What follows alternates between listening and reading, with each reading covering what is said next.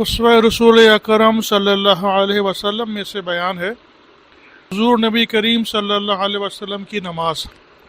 احادیث میں روایات ہیں کہ حضور اکرم صلی اللہ علیہ وسلم جب نماز کے لیے کھڑے ہوتے تو اللہ اکبر کہتے اور تکبیر تحریمہ کے ساتھ دونوں ہاتھ کانوں تک اٹھاتے اور اس کے بعد ہاتھ باندھ لیتے، اس طرح کہ وہ اپنے دائیں ہاتھ کو بائیں ہاتھ کی کلائی پر رکھتے، ہاتھ باندھنے کے بعد ثنا پڑھتے سبحانک اللہم آخر تک۔ اس کے بعد اعوذ باللہ من الشیطان الرجیم پڑھتے، اس کے بعد بسم اللہ الرحمن الرحیم پڑھتے، پھر اس کے بعد سورہ فاتحہ پڑھتے اور اس کو آخر میں آمین کہتے۔ سیدنا عمر رضی اللہ تعالیٰ عنہ سے روایت ہے کہ امام 4 چیزوں میں اخفا کرے، یعنی آہستہ سے کہے، تعوذ، تسمیہ، آمین اور سبحانک اللہم۔ پھر حضور صلی اللہ علیہ وسلم سورہ فاتحہ کے بعد کوئی سورت پڑھتے، پھر آپ صلی اللہ علیہ وسلم جب اس قرت سے فارغ ہوتے تو تکبیر کہتے ہوئے رکوع میں جاتے، جھکنے کے ساتھ تکبیر فرماتے۔ اسی طرح جب رکوع سے سر اٹھاتے اور سمیع اللہ لمن حمدہ فرماتے۔ رکوع میں دونوں ہتھیلیوں کو گھٹنوں پر خوب جماتے اور انگلیوں کو کھول کر رکھتے۔ علماء فرماتے ہیں کہ نماز میں انگلیوں کی 3 حالتیں ہیں، ایک رکوع کی حالت میں کھول کر رکھنا چاہیے، دوسرے سجدے کی حالت میں انگلیوں کو ملا کر رکھنا چاہیے، تیسری تمام حالتوں میں انگلیوں کو اپنے حال پر چھوڑنا، خواہ قیام کی حالت ہو یا خواہ تشہد کی ہو۔ حضور صلی اللہ علیہ وسلم رکوع میں بازوں کو پہلے سے دور رکھتے اور اپنی پشت کو سیدھا رکھتے اور سر کو اس کے برابر نہ نیچا کرتے نہ اٹھاتے، اور 3 بار سبحان ربی العظیم کہتے۔ یہ کم از کم ہے، بسا اوقات آپ صلی اللہ علیہ وسلم اس سے بھی زیادہ کہتے تھے، اور زیادہ مرتبہ کہنا طاق عدد میں افضل ہے۔ جب رکوع سے سر اٹھاتے تو سجدے میں اس وقت تک نہ جاتے جب تک سیدھے کھڑے نہ ہو جاتے، اور حضور اکرم صلی اللہ علیہ وسلم سجدے اسی انداز سے کرتے تھے۔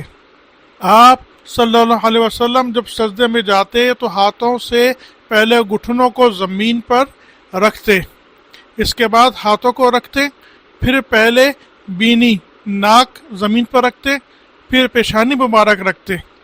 سجدے میں بازوؤں اور پیٹ کو رانوں سے دور رکھتے، اتنا کہ بکری کا بچہ اس کے درمیان سے گزر سکتا تھا۔ سجدے میں سر مبارک دونوں ہتھیلیوں کے درمیان رکھتے اور پاؤں کی انگلیوں کا رخ قبلے کی جانب ہوتا۔ سجدے میں کم از کم 3 بار سبحان ربی الاعلیٰ کہتے، اور جب سجدے سے سر اٹھاتے تو جب تک بالکل سیدھے نہ بیٹھ جاتے دوسرا سجدہ نہ فرماتے۔ جب قیام طویل ہوتا تو رکوع و سجود اور جلسہ بھی طویل ہوتا، اور جب قیام مختصر ہوتا تو یہ سب مختصر ہوتے۔ آپ صلی اللہ علیہ وسلم ہر 2 رکعت پر اتحیات پڑھتے تھے۔ حضرت وائل رضی اللہ تعالیٰ عنہ کی حدیث میں ہے کہ آپ صلی اللہ علیہ وسلم جب سجدے سے قیام کے لیے اٹھتے تو رانوں اور گھٹنوں پر ٹیک لگا کر کھڑے ہوتے، اور سنت یہ ہے کہ دونوں ہاتھوں کو گھٹنوں پر رکھے اور اسی سے ٹیک لگاتے ہوئے کھڑا ہو جائے۔ حضرت عمر رضی اللہ تعالیٰ عنہ سے مروی ہے کہ رسول اللہ صلی اللہ علیہ وسلم نے کھڑے ہوتے وقت زمین پر ہاتھ سے ٹیک لگا کر کھڑے ہونے کو منع فرمایا، لیکن بحکم ضرورت زیادتی مشقت کبرسنی اور کمزوری کے وقت زمین پر ٹیک لگانا جائز ہے۔ جب حضور صلی اللہ علیہ وسلم تشہد میں بیٹھتے تو بایاں پاؤں بچھاتے، اس پر بیٹھتے اور دایاں پاؤں کھڑا رکھتے، اور جب آخری رکعت کے بعد تشہد کے لیے بیٹھتے تو قاعدہ اولیٰ کی طرح بیٹھتے، اور جب تشہد پڑھتے تو دونوں ہاتھوں کو دونوں رانوں پر رکھتے اور دائیں ہاتھ کی انگشت شہادت سے اشارہ کرتے۔ اس کی صورت یہ ہے کہ چھنگلی اور اس کے پاس والی انگلی کو ہتھیلی کے اندر جمع کرے اور بیچ کی انگلی اور انگوٹھے سے حلقہ بنائے اور شہادت کی انگلی سے اشارہ کرے۔ جب لا الہ کہے تو انگلی اٹھائے اور الا اللہ کہنے پر نیچے کر دے۔ حضرت عبداللہ بن مسعود رضی اللہ تعالیٰ عنہ اور حضرت عبداللہ بن عباس رضی اللہ تعالیٰ عنہ سے مروی ہے کہ حضور صلی اللہ علیہ وسلم نے ہمیں تعلیم فرمائی کہ ہم ان الفاظ میں اتحیات پڑھیں۔ آگے تحیات کی دعا ہے پوری۔ حضرت عبد الرحمن بن ابی لیلہ رضی اللہ تعالیٰ عنہ سے مروی ہے کہ جب کعب بن عجرہ رضی اللہ تعالیٰ عنہ ملے تو انہوں نے کہا کہ میں تمہیں ایک خاص تحفہ جسے میں نے حضور صلی اللہ علیہ وسلم سے سنا پیش کر دوں۔ میں نے کہا ضرور۔ تو انہوں نے کہا کہ حضور صلی اللہ علیہ وسلم سے میں نے عرض کیا کہ آپ نے ہمیں آپ پر سلام بھیجنے کا طریقہ بتا دیا، لیکن ہم درود کس طرح بھیجیں؟ تو آپ نے فرمایا ان الفاظ میں: اللہم صلی علی محمد وعلی محمد کما صلیت علی ابراہیم وعلی ابراہیم انک حمید مجید، اللہم بارک علی محمد وعلی محمد کما بارکت علی ابراہیم وعلی آل ابراہیم انک حمید مجید۔ یہ اتحیات پڑھنے کے بعد کا درود شریف ہے۔ ایک دوسرے صحابی حضرت ابو مسعود انصاری رضی اللہ تعالیٰ عنہ سے بھی قریب اسی مضمون کی ایک اور حدیث مروی ہے، جس میں ہے کہ حضور صلی اللہ علیہ وسلم سے درود کے متعلق دریافت کیا گیا کہ حضور جب ہم نماز میں آپ پر درود پڑھیں تو کس طرح پڑھیں؟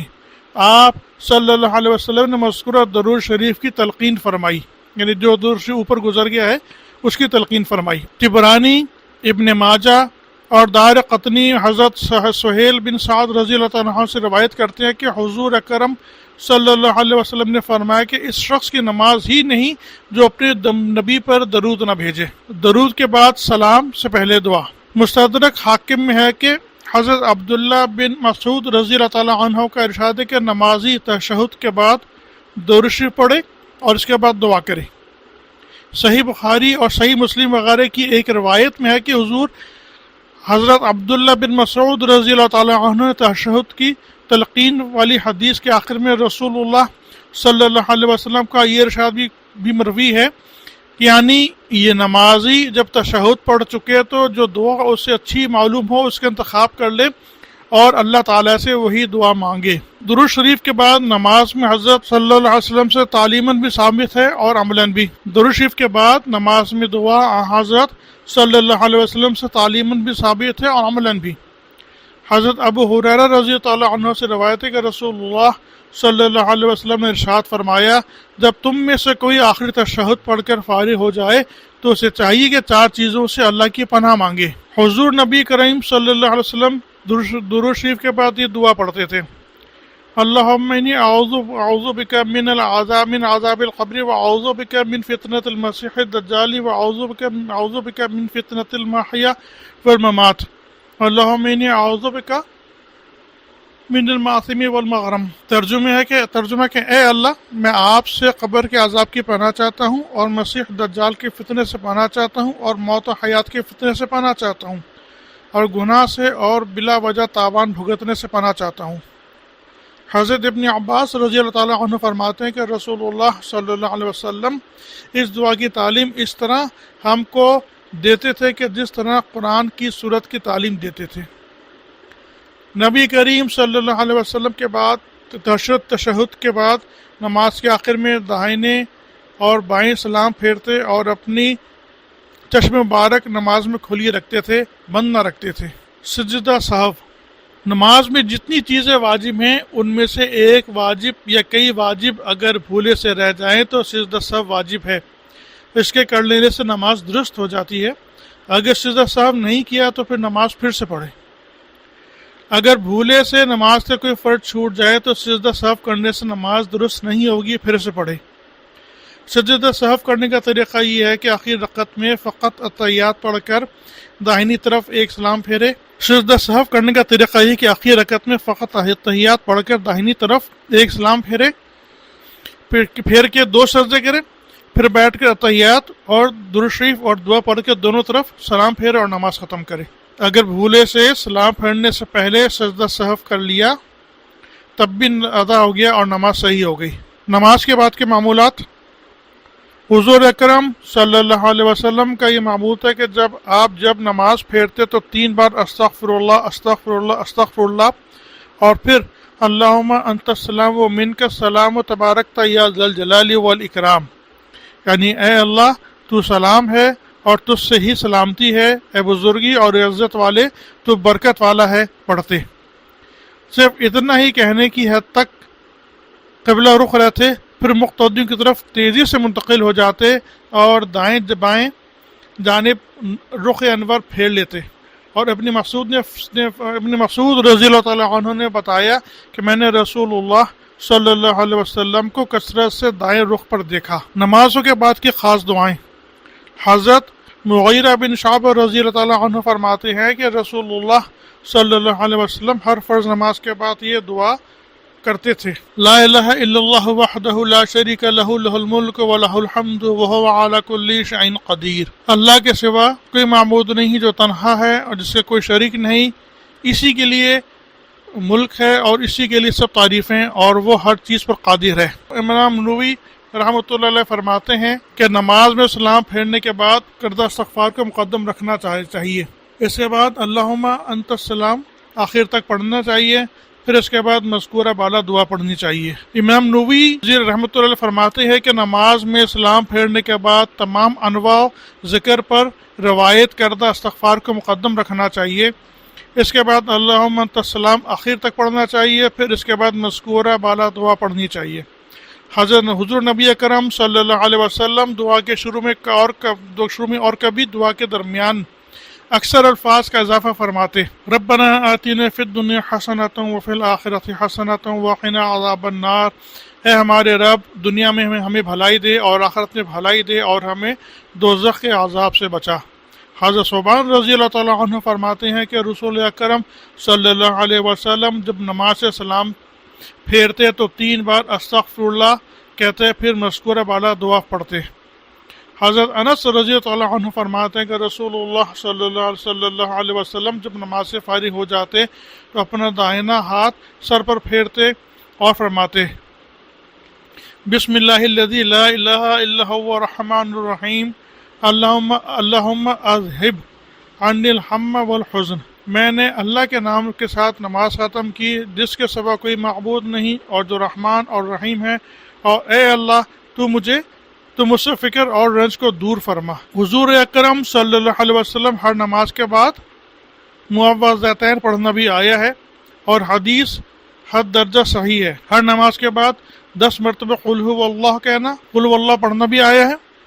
इसमें फ़ज़ल अज़ीम है। हज़रत अबू बकर सिद्दीक़ रज़ी अल्लाह ताला अन्हु से रिवायत है कि रसूलुल्लाह सल्लल्लाहु अलैहि वसल्लम हर नमाज के बाद ये दुआ क्या करते थे, अल्लाहुम्मा इन्नी अऊज़ु बिका मिनल कुफ्रि वल फ़क़्रि व अज़ाबिल क़ब्र।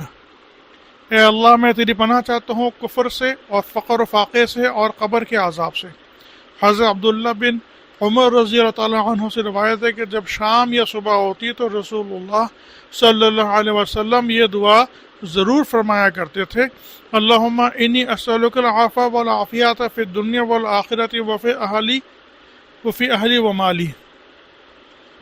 ऐ मेरे अल्लाह, मैं अपने दीन व दुनिया और अपने अहल व माल में तुझसे मुआफ़ी और आफ़ियत का तलबगार हूँ। हुज़ूर सल्लल्लाहु अलैहि वसल्लम की नमाज की कैफियत। हज़रत अबू हुरैरा रज़ी अल्लाह ताला अन्हु फरमाते हैं कि हुज़ूर अक़दस सल्लल्लाहु अलैहि वसल्लम इस दर्जे नवाफिल पढ़ा करते थे कि पाँव मुबारक पर वरम आ जाता था। किसी ने अर्ज़ किया कि जब आप सल्लल्लाहु अलैहि वसल्लम पर अगले पिछले सब गुनाहों की मुआफ़ी की बिशारत नाजिल हो चुकी है तो फिर आप सल्लल्लाहु अलैहि वसल्लम इस दर्जे मुशक्क़त क्यों बर्दाश्त फरमाते हैं? आप सल्लल्लाहु अलैहि वसल्लम ने फरमाया, अफ़ला अकूना अब्दन शकूरा, कि जब हक़ ताला शाअनहू ने मुझ पर इतना इनाम फरमाया तो क्या मैं शुक्रगुजार बंदा ना बनूं? मोहम्मद सल्लल्लाहु अलैहि वसल्लम का इरशाद है कि मेरी आँख की ठंडक नमाज में है। हज़रत औफ बिन मालिक रज़ी अल्लाह अन्हु फरमाते हैं कि एक रात में हुज़ूर सल्लल्लाहु अलैहि वसल्लम के साथ था। हुज़ूर सल्लल्लाहु अलैहि वसल्लम ने ख्वाब इस तरह से बेदार हुए, मिसवाक की, वज़ू करके नमाज के लिए खड़े हो गए तो मैं भी नमाज के साथ हुज़ूर सल्लल्लाहु अलैहि वसल्लम के साथ खड़ा हो गया। फिर आपने सूरह बक़रा की तिलावत शुरू फरमाई तो कोई रहमत वाली आयत ऐसी न गुजरी जिसमें हुज़ूर सल्लल्लाहु अलैहि वसल्लम ने तवक़्क़ुफ़ करके खुदा की हुज़ूर रहमत की दरख्वास्त ना की हो, और ऐसी कोई अज़ाब वाली आयत ना गुजरी जिसमें हुज़ूर सल्लल्लाहु अलैहि वसल्लम ने तवक़्क़ुफ़ करके खुदा की हुज़ूर इस अज़ाब से पनाह ना मांगी हो। नफली नमाज़ों में इस तरह रुक कर दुआ करना जायज़ है बशर्ते कि अरबी में हो, लेकिन फ़र्ज़ नमाज़ों में ऐसा करना दुरुस्त नहीं। फिर आप सल्लल्लाहु अलैहि वसल्लम ने क़याम के बराबर तवील रुकू फरमाया और पढ़ा, सुब्हाना ज़िल जबरूती वल मलकूती वल अज़मती वल किब्रिया। پھر رکوع سے سر مبارک اٹھا کر اتنا ہی قیام فرمایا اور اس میں بھی یہی کلمات پڑھے، اس کے بعد سجدہ کیا اور اس میں بھی یہی کلمات پڑھے، پھر دونوں سجدوں کے درمیان جلوس فرمایا اور اس میں بھی یہی کلمات ادا فرمائے، اس کے بعد بقیہ رکعتوں میں سورہ آل عمران اور سورہ نساء اور سورہ مائدہ تلاوت فرمائی۔ حضرت عائشہ رضی اللہ تعالی عنہا فرماتی ہیں کہ حضور اکرم صلی اللہ علیہ وسلم ایک رات تہجد میں ایک ہی آیت کا تکرار فرماتے رہے، ان تعذبہم فإنہم عبادک فإن تغفر لہم فإنک انت العزیز الحکیم، اگر آپ ان کو عذاب دیں تو بے شک وہ آپ کے بندے ہیں، اور اگر آپ انہیں معاف فرما دیں تو آپ ہی زبردست حکمت والے ہیں۔ حضور صلی اللہ علیہ وسلم کی خاص نمازیں۔ حضرت عطا رحمۃ اللہ علیہ فرماتے ہیں کہ میں نے ایک مرتبہ حضرت عائشہ رضی اللہ عنہا سے عرض کیا کہ حضور اقدس صلی اللہ علیہ وسلم کی کوئی عجیب ترین بات سنائیں، تو انہوں نے ارشاد فرمایا، حضور اکرم صلی اللہ علیہ وسلم کی کون سی بات ایسی تھی جو عجیب نہ تھی؟ اس کے بعد فرمانے لگیں، ایک رات کا قصہ ہے کہ سونے کے لیے مکان پر تشریف لائے اور میرے لحاف میں لیٹ گئے، لیٹتے ہی تھوڑی دیر میں فرمایا کہ چھوڑو تاکہ میں اپنے رب کی عبادت کروں، یہ فرما کر کھڑے ہو گئے، وضو کیا اور نماز کی نیت باندھ لی اور رونا شروع کر دیا، یہاں تک کہ سینے مبارک تک آنسو بہ کر آنے لگے، اس کے بعد رکوع کیا، اس میں بھی روتے رہے، پھر سجدے سے اٹھے اور روتے رہے، غرض صبح تک یہی کیفیت رہی، حتیٰ کہ بلال رضی اللہ عنہ صبح کی نماز کے لیے بلانے کو آ گئے۔ میں نے عرض کیا، یا رسول اللہ، آپ اس قدر کیوں روئے؟ اللہ جل شانہ نے تو آپ کے لیے اگلے پچھلے سب گناہ معاف فرما دیے۔ آپ صلی اللہ علیہ وسلم نے فرمایا، میں اللہ کا شکر گزار بندہ نہ بنوں؟ اس کے بعد ارشاد فرمایا، میں ایسا کیوں نہ کرتا، حالانکہ آج مجھ پر یہ آیتیں نازل ہوئی ہیں۔ اس کے بعد آپ صلی اللہ علیہ وسلم نے ان فی خلق السماوات سے لا تخلف المیعاد تک سورہ آل عمران کی آخری رکوع کی آیت تلاوت فرمائی۔ نماز تہجد و وتر۔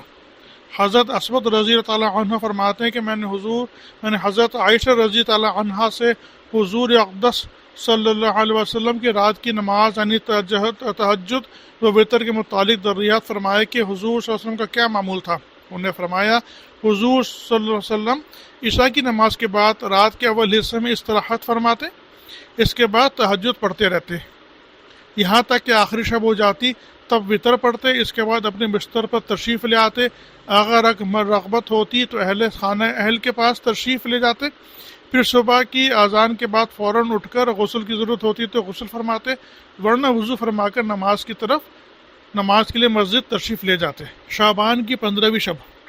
حضرت عائشہ رضی اللہ عنہا فرماتی ہیں کہ رسول اللہ صلی اللہ علیہ وسلم نے فرمایا، میرے پاس اس وقت جبرائیل آئے اور بتائے کہ آج کی رات شعبان کی 15ویں رات ہے، اس لیے اس رات کو حق تعالیٰ بنو کلب کی بکریوں کے بالوں کے برابر مخلوق کو جہنم سے آزاد کریں گے، البتہ مشرک اور کینہ پرور اور قطع رحمی کرنے والے اور ٹخنوں سے نیچی لنگی پہننے والے، نیز والدین کی نافرمانی کرنے والے، ہمیشہ شراب نوشی کرنے والے پر حق تعالیٰ کی نظر عنایت نہ فرمائیں گے۔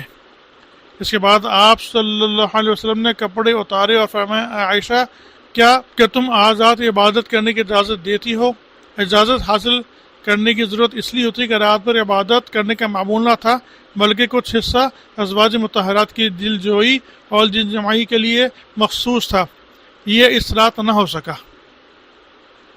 میں نے عرض کیا، ہاں میرے والدین آپ پر قربان، چنانچہ آپ صلی اللہ علیہ وسلم کھڑے ہوئے اور نماز شروع فرما دی، پھر ایک لمبا سجدہ کیا، حتیٰ کہ مجھے خیال ہوا کہیں خدا نہ خواستہ آپ صلی اللہ علیہ وسلم کی روح قبض نہیں ہوگی۔ میں کھڑی ہو کر ٹٹولنے لگی اور اپنا ہاتھ آپ صلی اللہ علیہ وسلم کے تلووں پر رکھا۔ آپ صلی اللہ علیہ وسلم میں کچھ حرکت ہوئی جس سے میں مسرور و مطمئن ہو گئے۔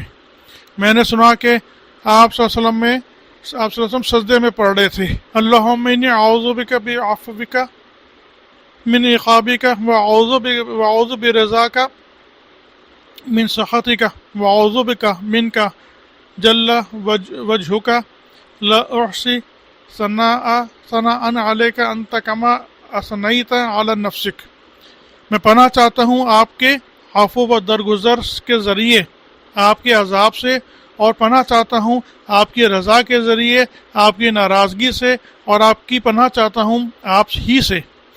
آپ باعظمت ہیں اور میں آپ کی شایان شان تعریف نہیں کر سکتا، آپ ویسے ہی ہیں جیسے آپ نے خود اپنی ثنا فرمائی۔ حضرت عائشہ رضی اللہ عنہ کہتی ہیں کہ صبح کو میں نے ان کلمات دعائیہ کا تذکرہ کیا تو آپ صلی اللہ علیہ وسلم نے فرمایا، اے عائشہ تم ان کو سیکھ لو اور اوروں کو سکھاؤ۔ مجھے جبریل علیہ السلام نے کلمات سکھائے ہیں اور کہا ہے کہ میں نے سجدے میں بار بار پڑھوں۔